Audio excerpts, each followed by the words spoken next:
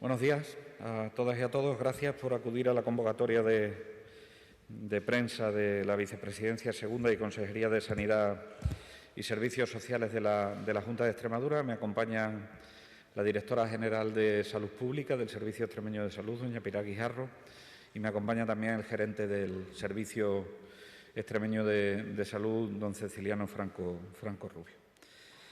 Bien, el objetivo de la comparecencia ante ustedes hoy es trasladarle a la sociedad el inicio de la campaña de vacunación contra la gripe estacional en esta temporada 2020-2021. Este es el objetivo fundamental de la convocatoria de prensa. La gripe es una infección provocada por un virus que generalmente tiene una tendencia a mutar de forma importante y, por lo tanto, cada año, cada temporada, y por eso se llama estacional, cada temporada circulan unos determinados tipos de virus que generan la gripe. Este virus que tanto muta se transmite como otros virus a partir de las gotas de saliva, fundamentalmente, en forma de aerosoles o en forma de gotas, como se transmiten también el coronavirus. Y generalmente lo que se suele producir es un cuadro que lleva a malestar general, que lleva a fiebre, que lleva a dolores de cabeza o cefalea, que lleva a dolores musculares o mialgias. Eso que dicen que me duele todo el cuerpo, pero evidentemente puede tener complicaciones. Complicaciones que se circunscriben al ámbito del sistema respiratorio, fundamentalmente, aunque pueden tener algunos otros problemas desde el punto de vista neurológico también, y pueden tener alguna otra complicación que sea más rara y que genere problemas. Por lo tanto, es un virus del que tradicionalmente nos tenemos que defender. A diferencia de lo que pasa, por ejemplo, ahora que tenemos el coronavirus y que no tenemos medidas farmacológicas para combatirlo, en este caso sí tenemos medidas farmacológicas para combatirlo. Y la medida farmacológica para combatirlo es la vacuna de la gripe. Vacuna de la gripe que hay que administrarse cada año, que hay que administrarse cada temporada, que hay que administrarse cada estación en la que es más frecuente que el virus de la gripe circule. ¿Por qué cada año? Pues por lo que les decía antes. Es un virus que muta, es un virus que cambia de año a año. Por lo tanto, cada año hay que poner la vacuna de la gripe que suele estar compuesta por elementos de los virus o por virus inactivados que generan defensa frente a ese tipo de virus. ¿Quién determina cuál es la composición de las vacunas? Quien determina cuál es la composición de la vacuna de cada año es la Organización Mundial de la Salud, que en base a los estudios que realiza de los virus que están circulando y que pueden generar la gripe, y en base a lo que ha circulado en otros hemisferios que antes es invierno que en el nuestro, es capaz de decirle a la industria farmacéutica que en la temporada X las cepas del virus, los tipos de virus que pueden generar gripe y ante los que tenemos que defendernos de forma prioritaria, son los que tengan que ser y que generalmente tienen nombres científicos que no voy a pasar a detallarle por no cansarle, pero sí quería explicarle que esto es como cuando se hace una predicción meteorológica, es como se construye la vacuna de la gripe. La vacuna de la gripe se hace con aquellos virus que pensamos que van a generar la gripe en esta estación. Al virus de la gripe le gusta mucho el frío y le gusta más el frío seco. Por lo tanto, y con la experiencia que llevamos acumulada de años, sabemos que los picos se suelen producir en la época otoñal, finales de otoño, y en la época invernal. Generalmente el patrón de comportamiento del virus es un patrón bimodal, es decir, da dos picos en la estación, unos años con más intensidad, otros años con menos, que generalmente suelen situarse, dependiendo de la climatología, a lo largo del mes de enero, finales de diciembre, principios de enero, el primero, aunque algunas veces se produce con retraso, como digo, y en febrero se produce la segunda oleada. Y generalmente, la segunda oleada suele ser menor en el número de contagiados que la primera oleada, que es donde se produce ese nivel epidémico. La gripe es una enfermedad de declaración obligatoria, como saben de años anteriores, pero no hay que declararla con nombre y apellidos, como ocurren en otras enfermedades de declaración obligatoria. Hay que declararla numéricamente. Es decir, yo, como médico que estoy ejerciendo en una determinada plaza asistencial, semanalmente tengo que informar a la Dirección General de Salud Pública que he atendido a X pacientes que tenían un cuadro compatible con gripe y que, por lo tanto, le he tenido que diagnosticar gripe. No se debe confundir la gripe con el catarro. El catarro suele dar un cuadro más respiratorio de vías altas. La gripe suele dar más un cuadro de afectación general del organismo, que conllevan muchísimos más dolores musculares, que conllevan muchísima más afectación con dolores de cabeza, que conllevan más cansancio, que se produce en un cuadro catarral. Por lo tanto, primera de las cuestiones, la vacuna de la gripe no evita los catarros. La vacuna de la gripe evita la gripe, pero los catarros no. Lo digo porque hay un primer mito con la vacuna de la gripe, que es: ¿para qué me habré puesto la vacuna de la gripe si este año es cuando más me he constipado? La vacuna de la gripe evita la gripe, pero no evita los catarros que se puedan tener. Esta campaña en la que vamos a entrar es una campaña diferente a las campañas que hemos tenido en los últimos años. Es diferente y yo diría que singular. Y por lo tanto es muy importante que informemos bien a la población y que tengamos permanentemente informados a nuestros profesionales del ámbito sanitario y del ámbito sociosanitario. ¿Por qué es singular? Porque estamos viviendo una pandemia que no se ha vivido en muchos años en nuestro país y, por lo tanto, tenemos que conseguir, y esta es la primera singularidad, mayor cobertura vacunal que otros años. Mayor cobertura vacunal que otros años. Si otros años hemos rozado o hemos estado en una cobertura vacunal de los mayores de 60 años entre el 50 y tantos % y el 60%, dependiendo de la campaña, este año la cobertura vacunal, que después les diré, tiene que ser mayor. Por lo tanto, primera singularidad. Primera singularidad. Segunda singularidad de esta campaña. Es una campaña de Sistema Nacional de Salud. No es una campaña por comunidades autónomas, por decirlo de alguna manera. Y si es una campaña de Sistema Nacional de Salud,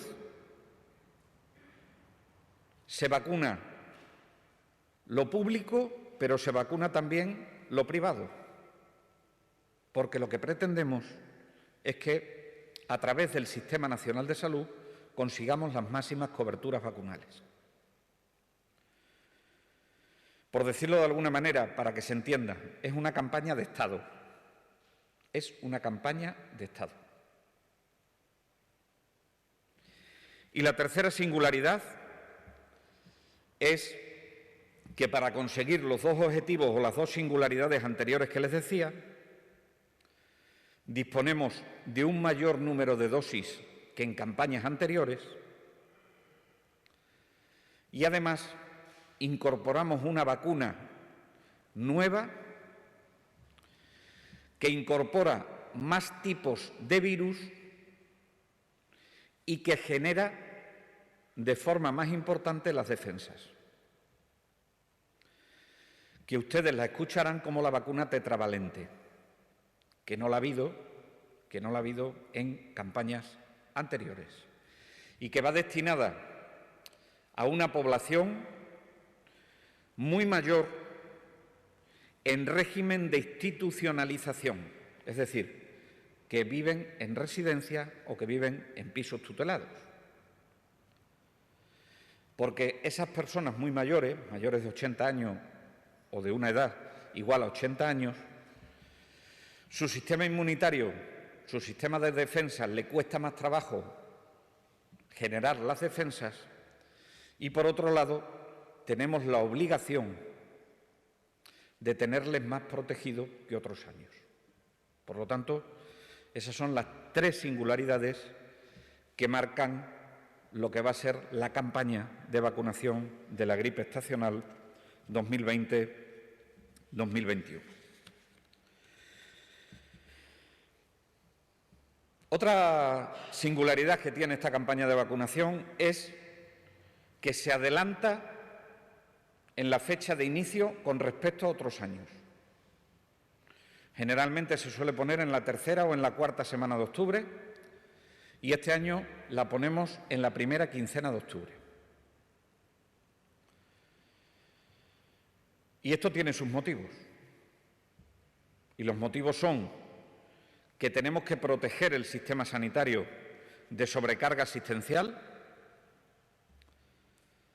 pero ese no es el motivo principal. El motivo principal es que tenemos que tener a nuestra población vulnerable protegida de la gripe. ¿Para qué? Para que no confundamos la gripe con la infección por coronavirus y los síntomas de la COVID, y para que a esas personas que son vulnerables no les provoquemos una enfermedad más que pueda causarle importantes problemas de salud, incluso en algunos casos, desgraciadamente, la muerte por complicaciones. La vacuna de la gripe, desde que se administra hasta que genera las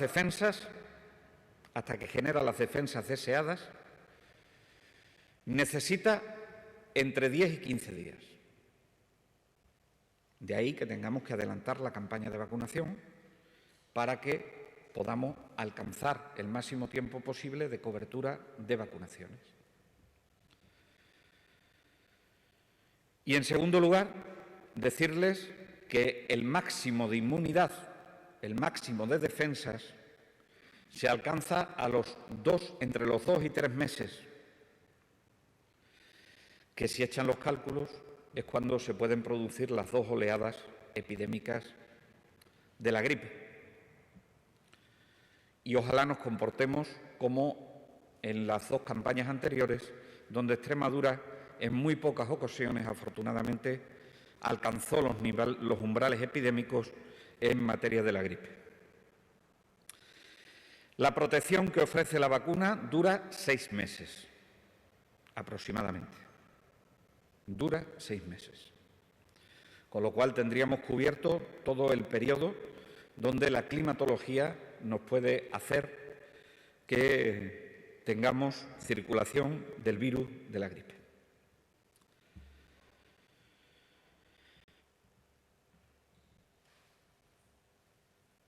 Les he explicado en este momento el porqué de la vacuna de la gripe y la singularidad de la vacuna de la gripe, pero es necesario decirle a la ciudadanía en quiénes están indicados la vacuna de la gripe. ¿Qué poblaciones tenemos que vacunar? Vacunaremos a las personas con una edad superior a los 60 años, de forma prioritaria aquellos que están institucionalizados, de forma prioritaria aquellos que están institucionalizados. Vacunaremos a menores de 60 años siempre que tengan más de 6 meses de edad, que tengan factores de riesgo. Dentro de estos factores de riesgo destaco los factores de riesgo cardiológicos,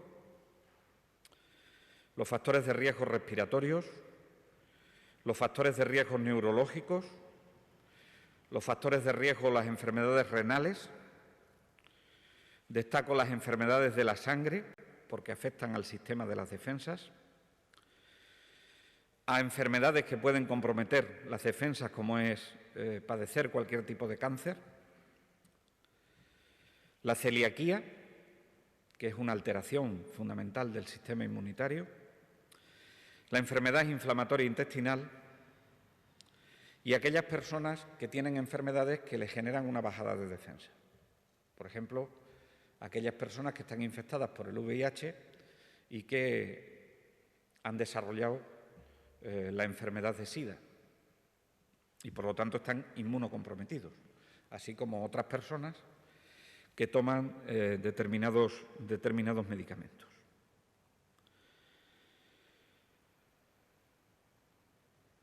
Por supuesto, también tenemos que vacunar a los menores institucionalizados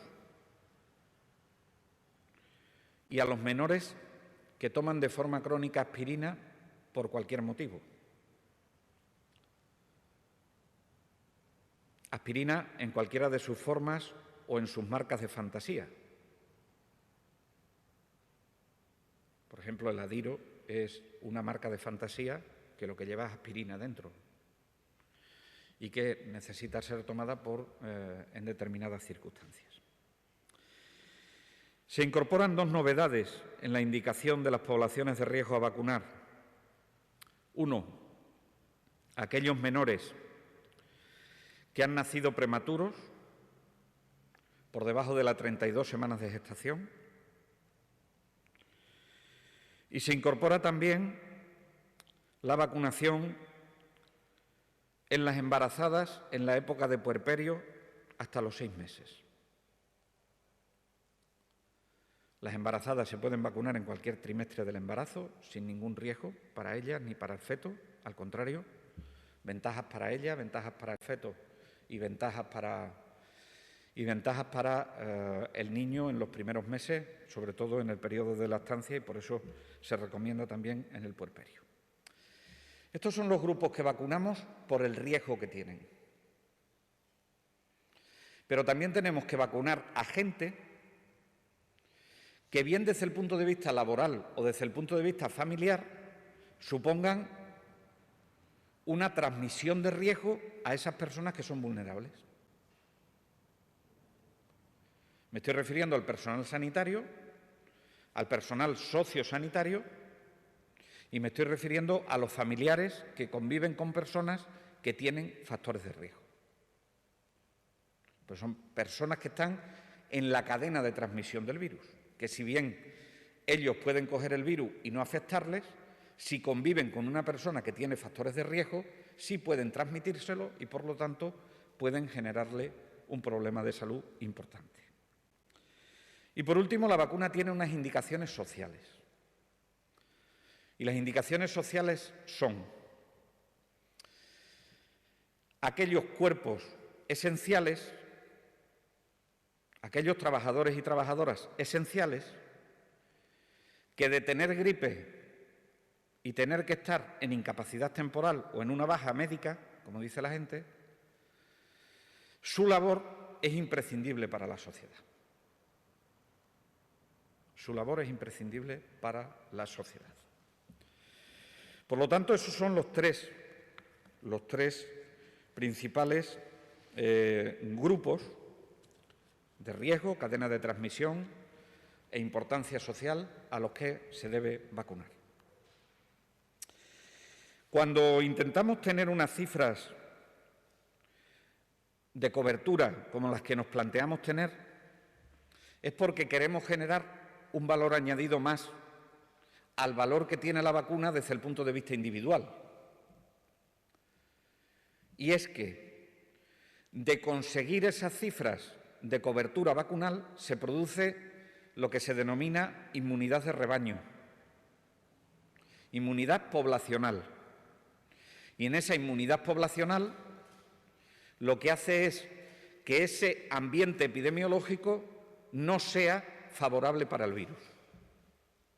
Y el virus se dedicará a otros ambientes, pero no a aquellos que tengan una buena cobertura vacunal. Por lo tanto, también tiene un beneficio colectivo el hecho de ponerse la vacuna de la gripe. Tiene un beneficio individual en los grupos que les he dicho, pero tiene un beneficio también colectivo. La vacuna de la gripe tiene algunos mitos que creo que deben desterrarse. Porque uno se ponga la vacuna de la gripe, no coge la gripe por la vacuna.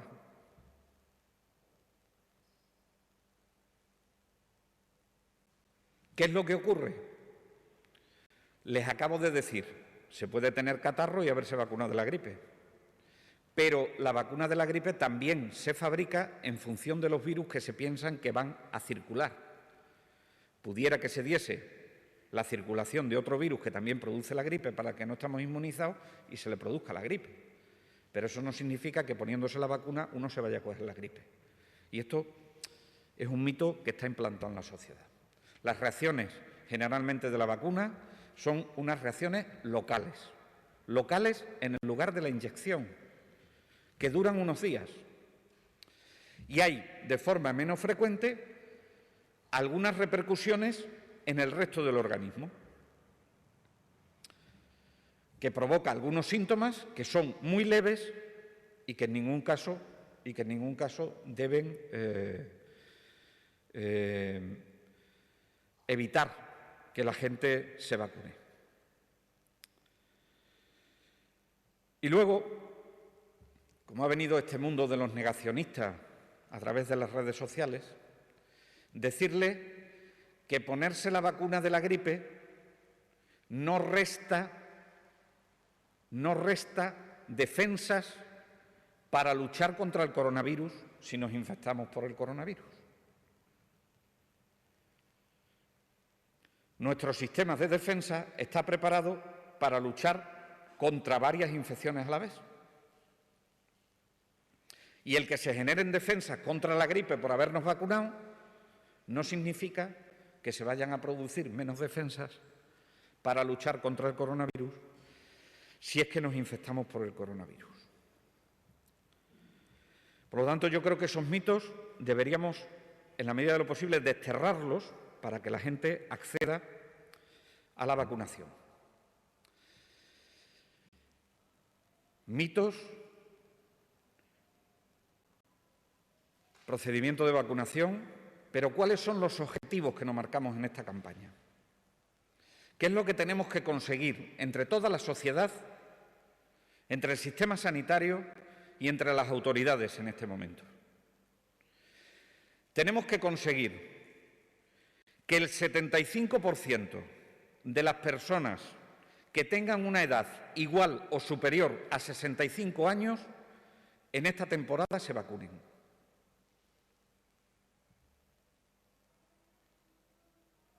Ese es un grupo prioritario para nosotros. Y si están institucionalizados, más.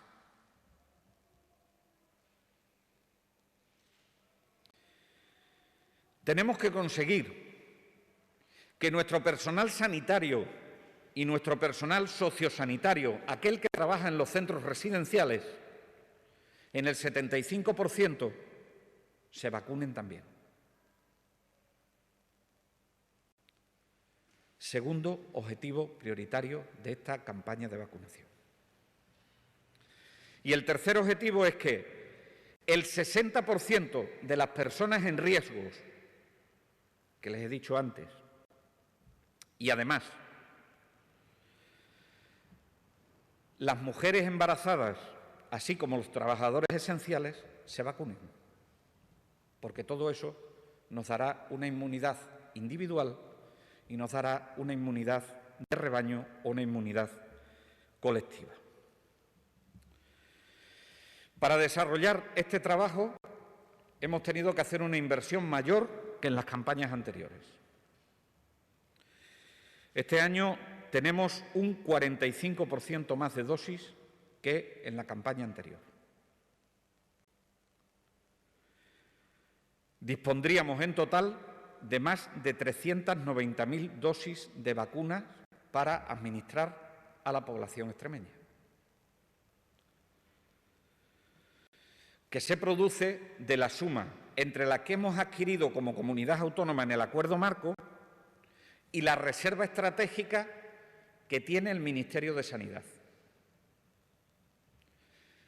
Porque recuerdan que les dije que esto es una campaña de vacunación de Estado. Y por lo tanto el Ministerio de Sanidad se ha puesto las pilas para permitir este incremento de vacunación y este incremento de cobertura. Y eso ha supuesto una inversión en la comunidad autónoma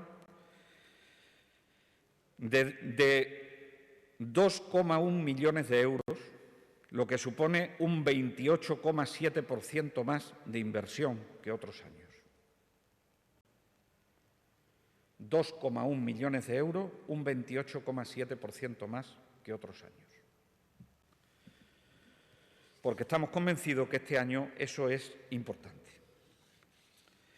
En este momento ya están distribuidas a las distintas áreas de salud alrededor de 170.000 dosis de vacunas en sus diferentes variedades,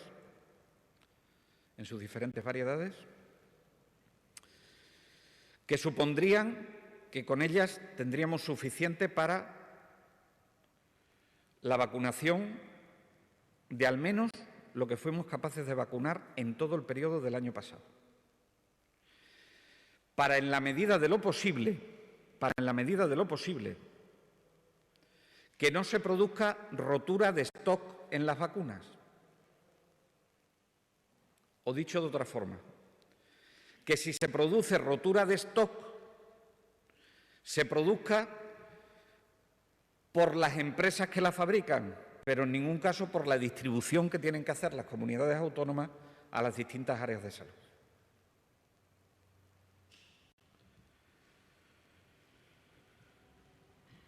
Les hablo algo de la logística y con esto termino.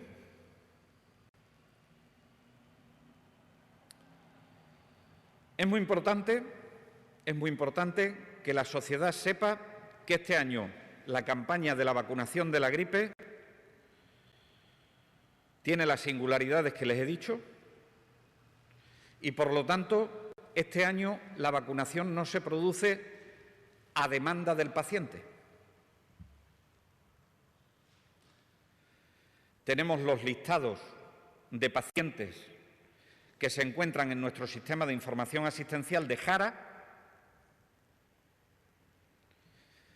y nuestros profesionales se pondrán en contacto con esas personas, insisto, priorizando a los mayores de 65 años, a las personas institucionalizadas, a los que tienen factores de riesgo, a los trabajadores sanitarios y sociosanitarios, para que acudan a vacunarse. ¿Por qué? Porque tenemos que generar que la vacuna se produzca en un ambiente seguro para la infección por coronavirus. Por lo tanto, pido a la sociedad que no haya aglomeraciones en las puertas de los centros sanitarios para vacunarse. Que esperen que les llamen, porque tenemos sus datos clínicos y tenemos sus datos personales y nos pondremos en contacto con ellos.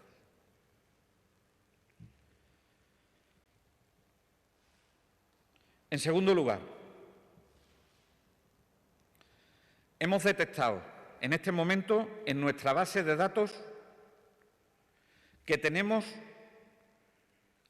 13.651 personas con tarjetas de desplazada activos.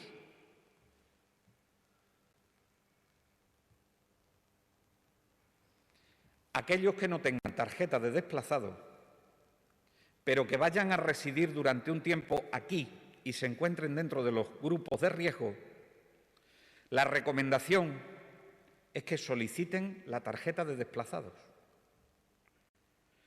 Porque la integración entre el sistema de tarjeta y el sistema asistencial se produce cada noche y, por lo tanto, pueden ser rescatados esos datos para poder llamarlos. Si no, es difícil que se les llame. Por lo tanto, por favor, tarjetas de desplazados para poder llegar a la máxima vacunación. Tercera cuestión. Vamos a intentar que la gente se mueva lo menos posible, porque la movilidad saben que es un factor importante en el riesgo de infección por coronavirus. Por lo tanto, las personas en residencias se vacunarán en sus residencias. Las personas que van a realizarse diálisis, que tienen el factor de riesgo renal, se vacunarán en la diálisis. Y las personas que vayan al centro sanitario por cualquier otro problema de salud, pero se le detecte que tienen que ser vacunables, se irán con su cita puesta. Les dirán cuándo tienen que ir a vacunarse. Como regla general, en los centros de salud están diseñados circuitos seguros para la vacunación, con espacios que durante esta temporada vamos a llamar salas de vacunación. Si no dispusiésemos en los centros de salud de estos espacios, estamos en colaboración con la Federación Extremeña de Municipios y Provincias para que los ayuntamientos proporcionen locales con espacio suficiente para mantener las distancias de seguridad y poder vacunar ahí.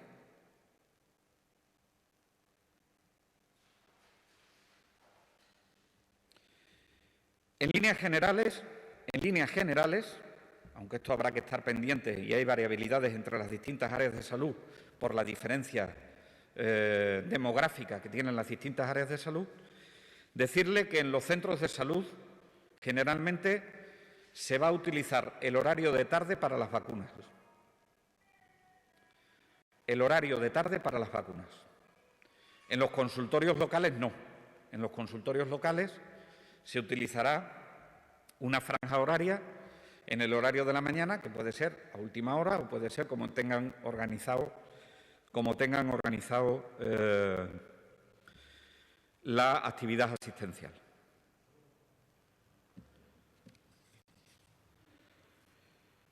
Somos conscientes que si queremos alcanzar este objetivo tenemos que invertir en recursos humanos,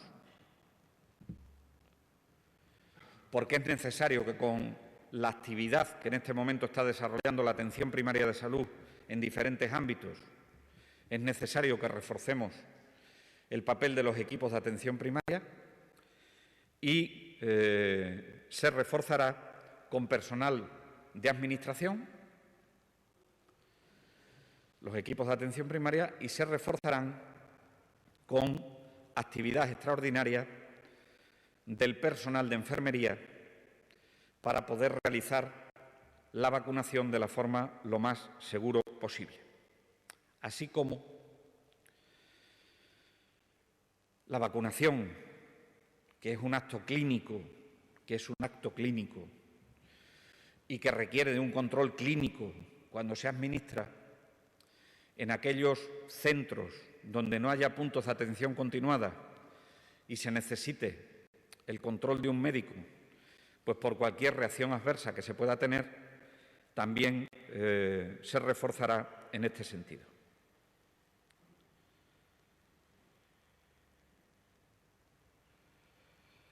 Este año tenemos un nuevo tipo de pacientes, que son los pacientes que bien son contactos estrechos de pacientes positivos en coronavirus, bien son personas que están infectadas por el coronavirus pero que no han desarrollado la COVID, o bien son personas que han desarrollado la COVID y que pueden estar ingresados o que pueden estar en su domicilio dependiendo de la gravedad de los síntomas que tengan. Recomendamos, primero, que se hagan caso de su médico. Lo primero, que se hagan caso de su médico. En segundo lugar, en líneas generales, es bueno que hayan negativizado la PCR para vacunarse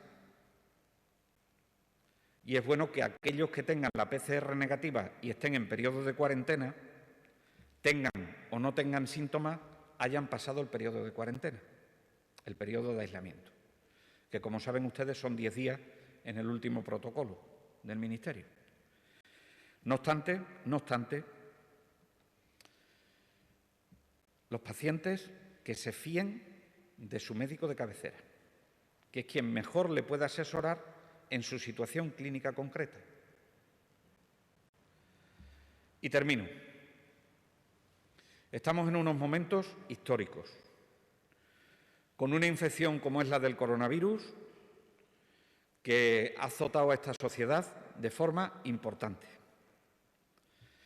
Sé que me paso el día pidiendo responsabilidad a la sociedad para combatir el coronavirus, pero en esta ocasión tengo que pedir responsabilidad a la sociedad para que podamos cumplir con los objetivos de vacunación por parte del virus de la gripe.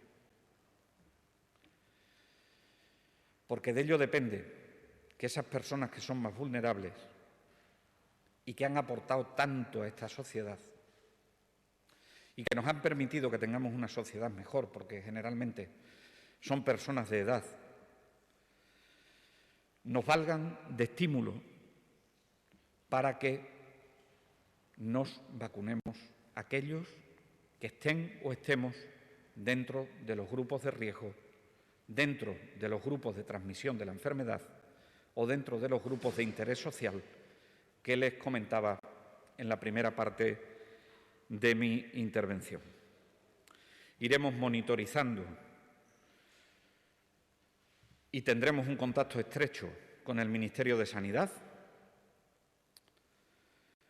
Y la monitorización no será solo la cobertura, serán también los efectos adversos y serán también la evolución que siguen nuestros pacientes. Preguntas.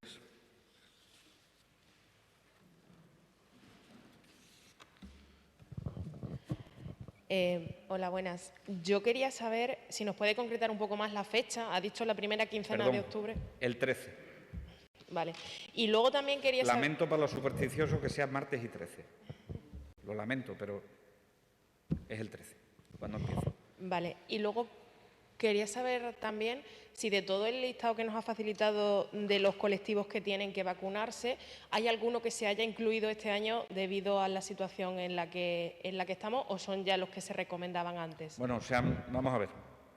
Hay una recomendación por parte de la Asociación Española de Pediatría, que son aquellos niños que han pasado el COVID y que, como consecuencia del COVID, han desarrollado un problema en los pulmones o un problema respiratorio, en definitiva una neumopatía. Pues esos niños tendrían factores de riesgo que no lo tenían el año anterior. Eso relacionado con el COVID. Lo que se ha hecho nuevo este año es la vacuna tetravalente, la vacunación de los niños que han nacido como prematuros y la ampliación de la vacunación no solo en el embarazo, sino en el puerperio temprano de la persona que ha tenido, de la mujer que ha tenido un niño. Pero no hay muchos más grupos relacionados con eso, porque la población vulnerable, desgraciadamente, es la misma. 6 meses.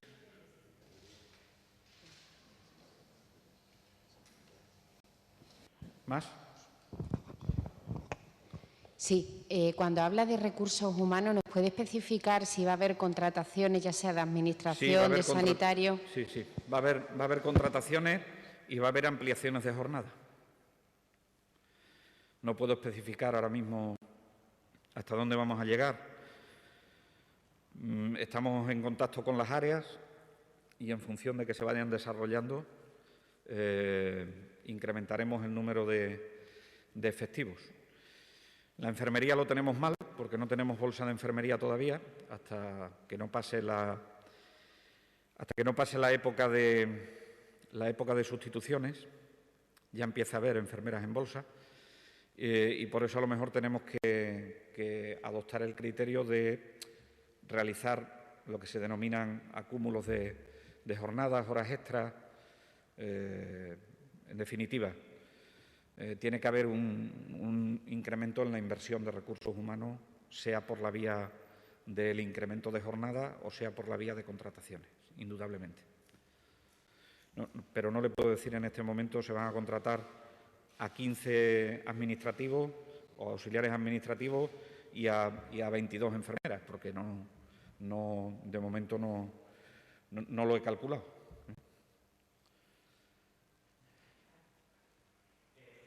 Yo le quería, sobre todo para la gente, hay muchísimos cambios, no, como ha dicho, lo preferible es evitar la movilidad. ¿Dónde se puede informar de todos estos cambios? Lo primero, cualquier persona de la calle, de esta campaña. Cualquier persona de la calle, nosotros lo colgaremos en nuestra página web. En el Centro de Salud Online pueden ustedes informarse no con tanto detalle, pero sí con preguntas y respuestas donde se pueden vacunar.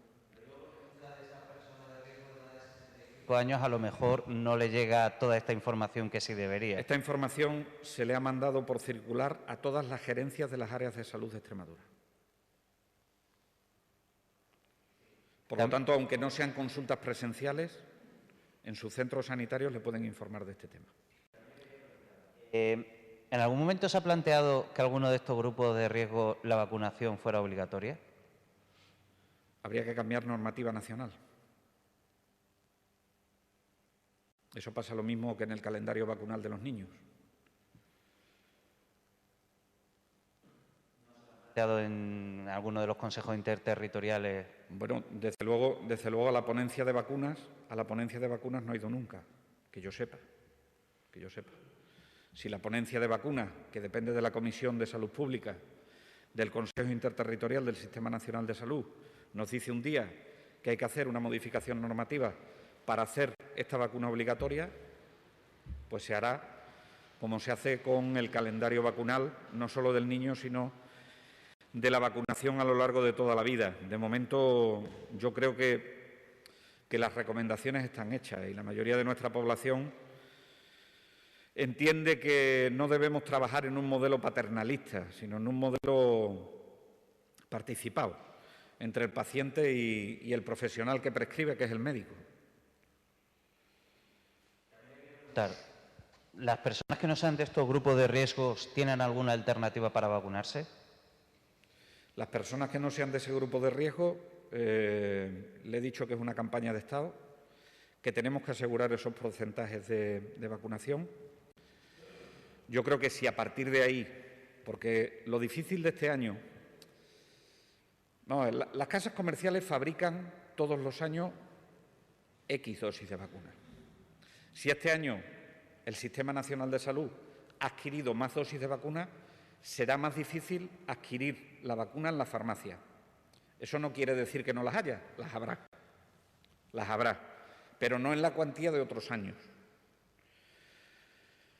Yo creo que, como en todo acto de prescripción, deben valorarse los beneficios y los riesgos de vacunarse. Los beneficios y los riesgos de vacunarse. Y debe ser en la relación médico-paciente, donde esas personas que no están incluidas dentro de estos grupos de población se valore codo con codo con el facultativo si verdaderamente esa persona tiene que vacunarse. Sí digo, yo entiendo que la población teme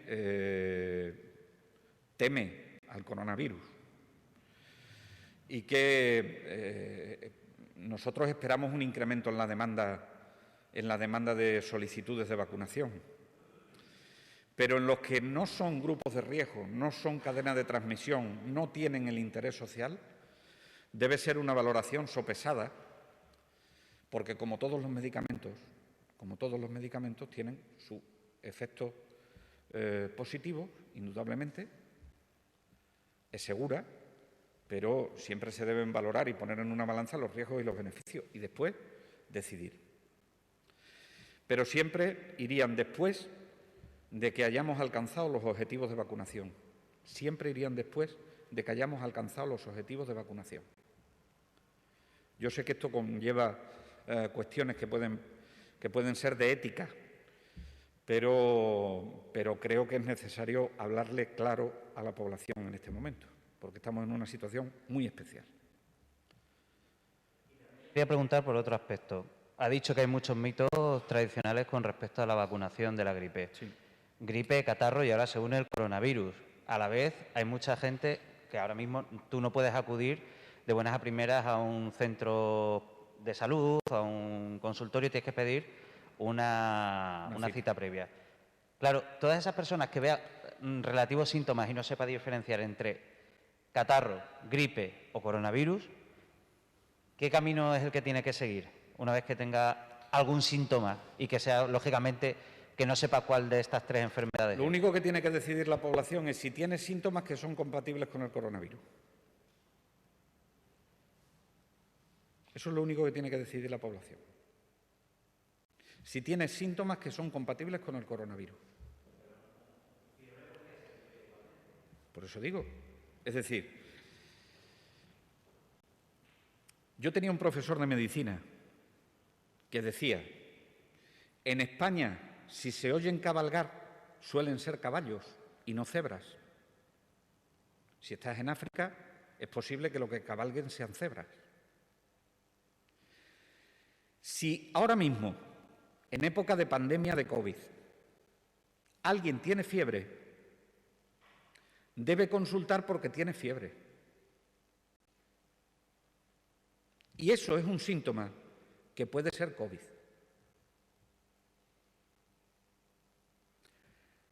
A partir de ahí, se tiene que hacer el diagnóstico diferencial por un clínico.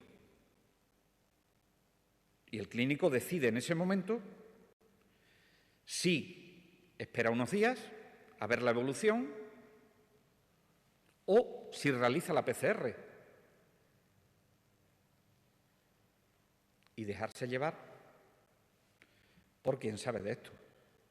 Por lo tanto, en este momento, si tenemos síntomas que son muy parecidos los de la gripe con la infección por el coronavirus, tenemos que ponerlo en conocimiento de nuestros facultativos.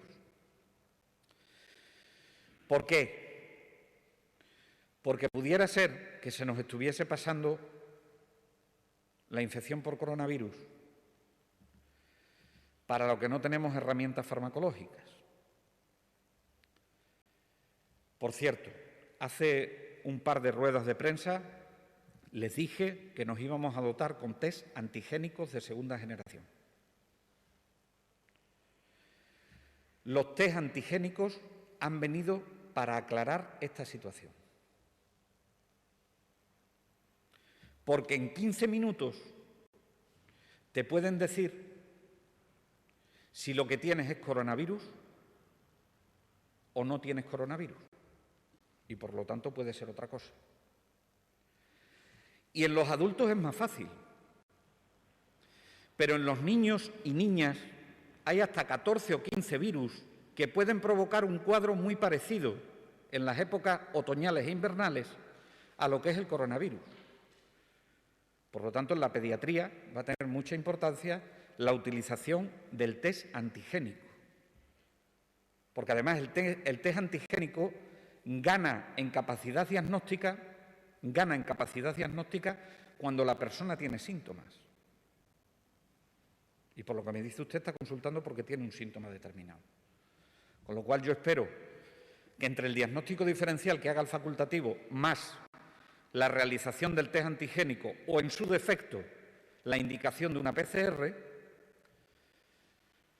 seamos capaces de poderle dar una atención sanitaria adecuada a la población.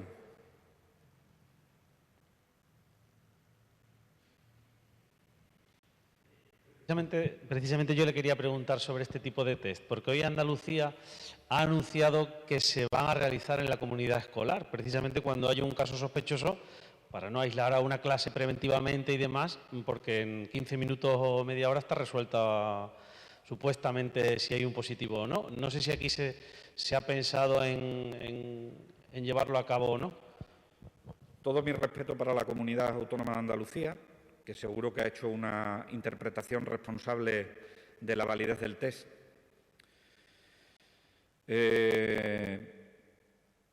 Los criterios del Instituto de Salud Carlos III en relación con la validez del test le dan los mayores niveles cuando las personas son sintomáticas.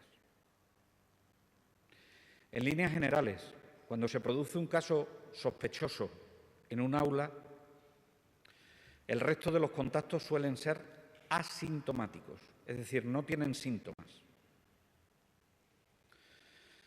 Con lo cual, el valor predictivo positivo del test, que es lo que verdaderamente te dice si cuando da positivo es positivo de verdad y no te da una falsedad en el resultado, en las personas asintomáticas no es, en las personas asintomáticas, es decir, en aquellos que no tienen síntomas, no es tan válido como en las personas que tienen síntomas.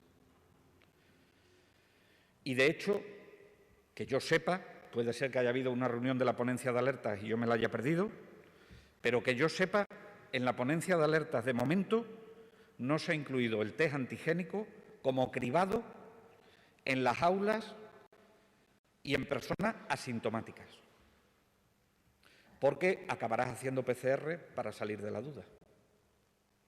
Por lo tanto, cuando eso esté estudiado por el Instituto de Salud Carlos III, cuando esté recomendado en un protocolo con una validez científica, no se preocupe que nosotros utilizaremos en Extremadura los test que tengamos que utilizar. Pero de momento, permítame que esa validez, y además me une una buena relación con el consejero de Andalucía, le preguntaré al consejero de Andalucía qué estudios científicos tiene para aplicar eso. Se lo digo porque hace 2 o 3 semanas la gente empezó loca comprando los test de saliva, que iba a ser la panacea del mundo, y al final los test de saliva aportan muy poco al diagnóstico de coronavirus. A la disposición de la población, ¿no? Los antigénicos, ¿no? ¿O sí?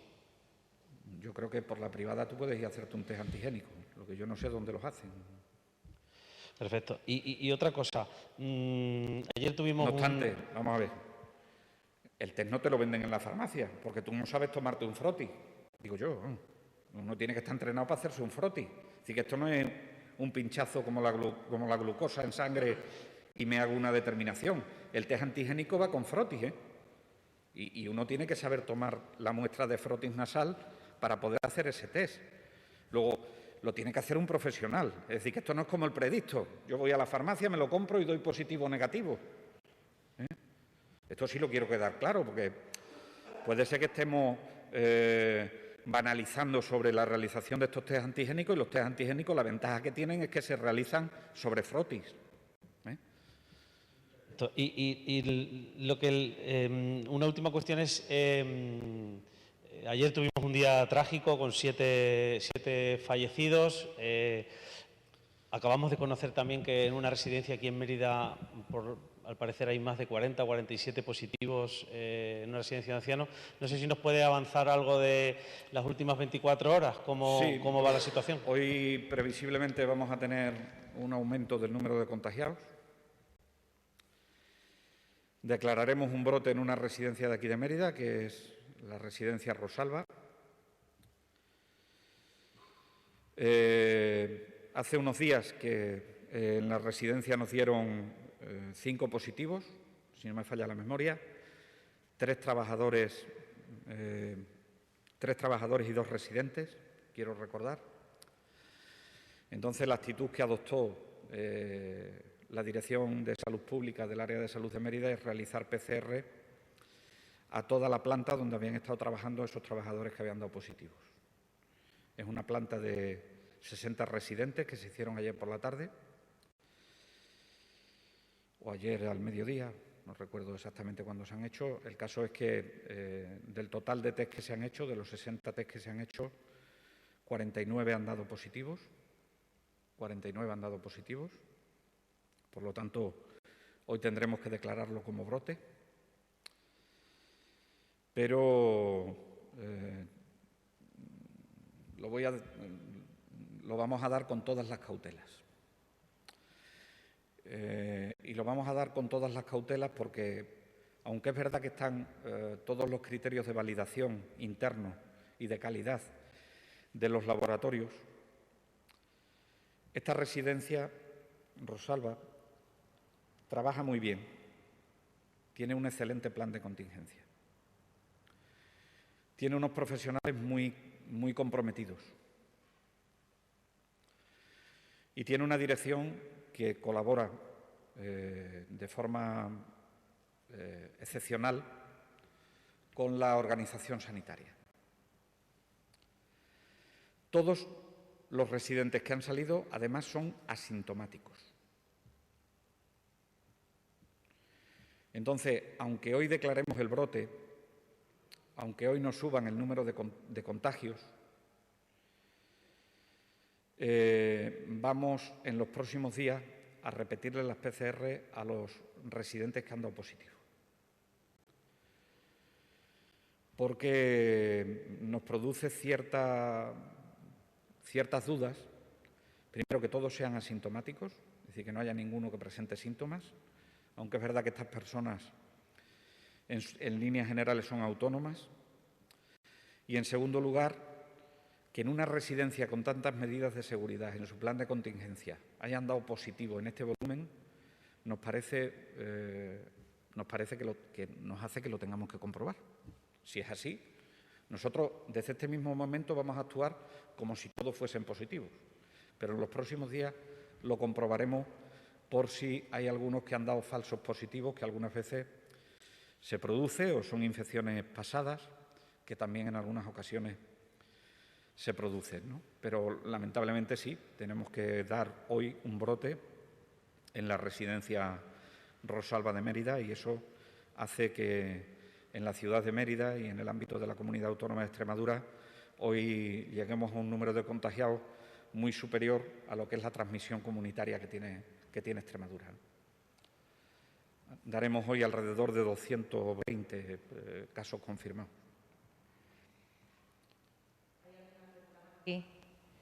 Álvaro Rubio nos pregunta que si le puede confirmar o aproximarle el número de personas a las que se espera vacunar en total en la campaña de la gripe. Se lo dijo. Creo que tenía hechas las cuentas por aquí.